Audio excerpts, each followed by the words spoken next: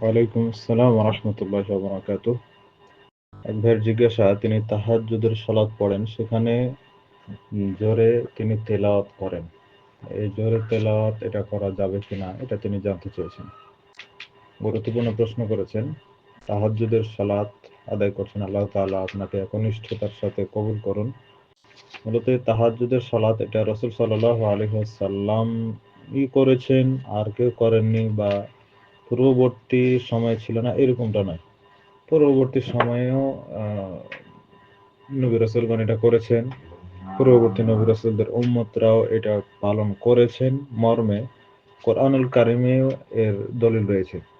মিন আহলিল কিতাবি উম্মাতুন কাইমাতুন ইয়াতলুনা আয়াতিল্লাহ আনা আল-লাইলি ওয়া হুম ইয়াসজুদুন।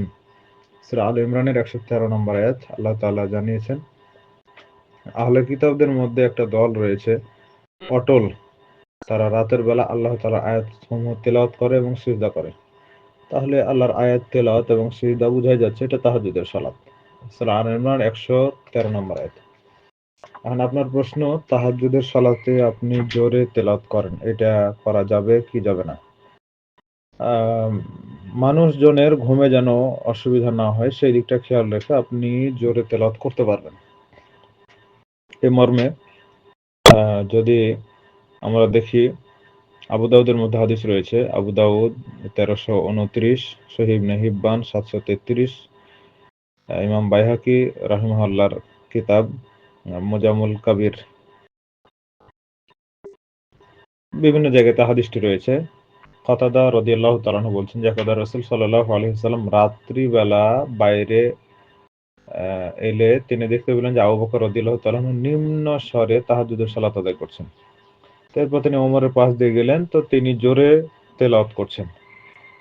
তো যখন তারা সালাত শেষ করলেন, রাসূল সাল্লাল্লাহু আলাইহি ওয়াসাল্লাম আবু বকরকে বলছেন যে, আবু বকর, আমি তোমার পাশ দিয়ে যাচ্ছিলাম, খেয়াল করলাম যে তুমি নিম্ন স্বরে সালাত আদায় করছো। তো আবু বকর রাদিয়াল্লাহু তাআলা আনহু বলছেন যে, আল্লাহর রাসূল, আমি কেবল তাকে শুনিয়েছি যার কাছে মোনাজাত করি, অর্থাৎ আল্লাহকে শুনিয়েছি।